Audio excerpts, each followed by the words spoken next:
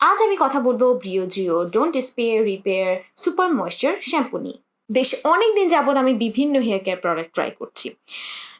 অনেক করেছি, পছন্দ খুব কম হয়েছে। তো যদি আপনি খুব পপুলার এবং হাইপড হেয়ার কেয়ার প্রোডাক্টসের তালিকা করতে যান বা খুঁজতে যান, তাহলে সেক্ষেত্রে যে ব্র্যান্ডটির নাম আপনার অবশ্যই মাথায় আসবে বা আপনি শুনতে পাবেন সেটা হলো ব্রিওজিও। এবং এই ব্র্যান্ডটির যে শ্যাম্পুটির নাম আপনি অবশ্যই শুনে থাকবেন সেটি হলো Briogeo don't despair repair super moisture shampoo. এই শ্যাম্পুটি অত্যন্ত পপুলার এবং হাইপড। তো আমার অনেকদিন ধরে আগ্রহ ছিল এটা ট্রাই করে দেখার, যেহেতু প্রাইসটা একটু বেশি এ কারণে কিছুটা হেজিটেন্ট ফিল করছিলাম, কিন্তু অবশেষে এটি আমি হাতে পেয়েছি এবং ট্রাই করে দেখার সুযোগ পেয়েছি। আপনারা যদি জানতে আগ্রহী হন যে আমার রিভিউটি অন্যান্য রিভিউগুলো থেকে আলাদা হবে কি না বা এই শ্যাম্পু সম্পর্কে আমার কি মতামত, তাহলে আশা করি এই ভিডিওটি শেষ পর্যন্ত আমার সাথেই থাকবেন। হ্যালো, আমি স্যার বলছি সার্চকুয়েস থেকে। আমি আপনাদের ত্বক চুল মেকআপ বিষয় সমস্যার সমাধান দেওয়ার চেষ্টা করি আমার রিসার্চ ও নলেজ থেকে। যদি আপনারা তাতে আগ্রহী হয়ে থাকেন তাহলে আমার চ্যানেলটিকে সাবস্ক্রাইব করুন এবং বেল আইকনটিতে ক্লিক করুন যেন আমার পরবর্তী ভিডিওগুলো আপনাদের মিস না হয়। এছাড়া আপনারা চাইলে আমাকে ফেসবুক এবং ইনস্টাগ্রামে ফলো করতে পারেন, সেখানে আমি ছোট ছোট বিউটি টিপস দেওয়ার চেষ্টা করি।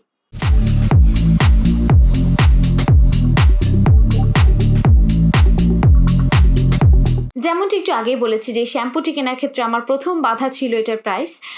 কারণ আসলে এটা যে নর্মাল প্রাইসিং আছে সেটার সাথে যদি ট্যাক্স, ওয়েট চার্জ সব অ্যাড করি তাহলে আমার পারচেসিং পাওয়ার হিসেবে অ্যাটলিস্ট এটা হাইয়েস্ট এন্ডের দিকেই চলে যায় হেয়ার কেয়ার প্রোডাক্ট হিসেবে। এরপর আমি লাকিলি একটা সেল পাই, যেখানে এটার উপরে বেশ ভালো একটি সেল চলছিল এবং তার উপরে আমি আরেকটি ডিসকাউন্ট কোড ব্যবহার করে মোটামুটি কিছুটা রিজনেবল প্রাইসে পাই। তারপরও সেটাও নেহায়েতই কম ছিল না। তো যাই হোক, সব কিছু মিলিয়ে আমি এটা ট্রাই করে দেখার সুযোগ পেয়েছি। তাহলে চলুন আমরা প্রথমে চলে যাই এই প্রোডাক্টটির ইনগ্রিডিয়েন্ট লিস্টে। তো এই শ্যাম্পুটি মূলত ক্লেম করে যে এটা সুইটেবল হলো ড্রাই ড্যামেজড চুলের জন্য, যাদের খুব ডিপ ক্লিনজিং এক্সপিরিয়েন্স দরকার, যা একই সাথে সুপার হাইড্রেটিং হবে এবং রিপেয়ারিং বেনিফিটসও দেবে। শ্যাম্পুটির যে উপাদানগুলো সেগুলো 95% ন্যাচারালি ডিরাইভড, ভিগান এবং ক্রুয়েলটি ফ্রি।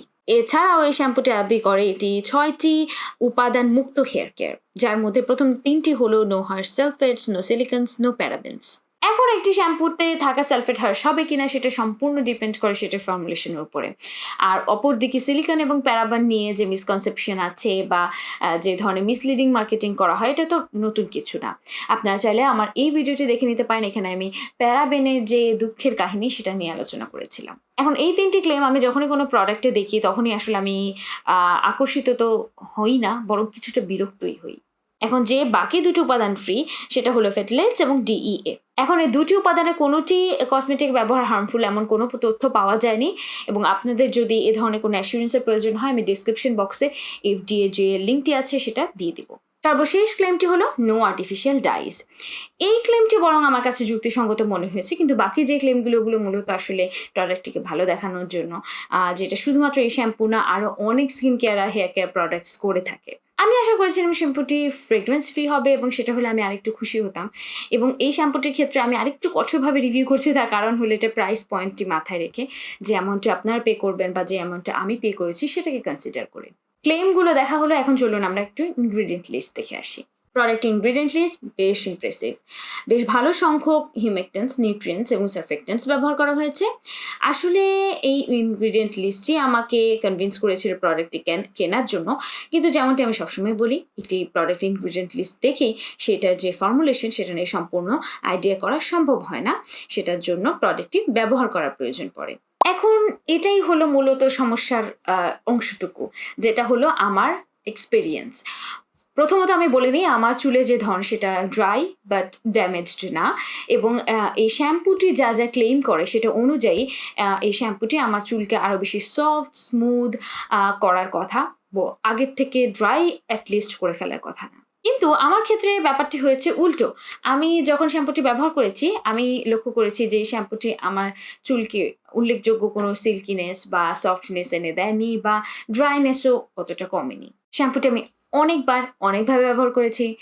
এটার যে কন্ডিশনার আছে ডোন্ট ডিসপেয়ার রিপেয়ারের যে কন্ডিশনার সেটা দিয়ে ব্যবহার করেছি, অন্যান্য হেয়ার মাস্ক কন্ডিশনার দিয়ে ব্যবহার করেছি, কিন্তু এক্সপেকটেশন অনুযায়ী আসলে এটা ফলাফল দিতে পারেনি।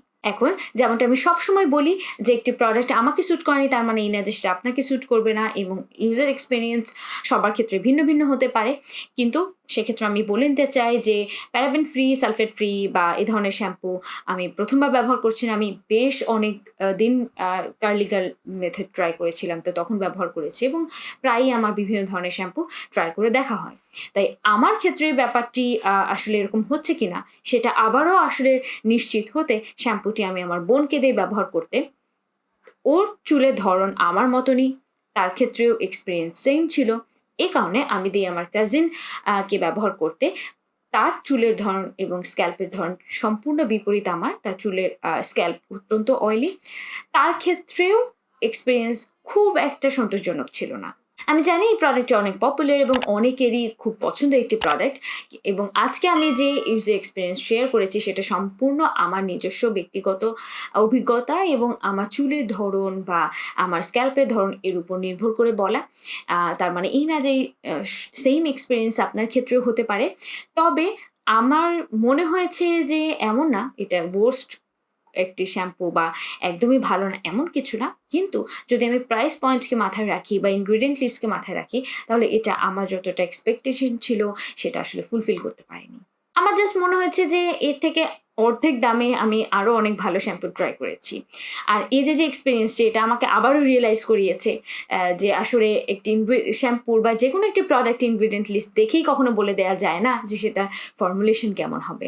যেমন এই শ্যাম্পুটির ক্ষেত্রে যেটা হয়েছে যে এতে সারফেক্টেন্ট হিসেবে খুব মাইল্ড সারফেক্টেন্ট ব্যবহার করা হলেও অনেক ক্ষেত্রে সালফেটযুক্ত শ্যাম্পুরও ফর্মুলেশন এর থেকে অনেক জেন্টাল হয়ে থাকে। তো এই ছিল ব্রিওজিও ডোন্ট ডিসপেয়ার রিপেয়ার শ্যাম্পু নিয়ে আমার অভিজ্ঞতা এবং মতামত।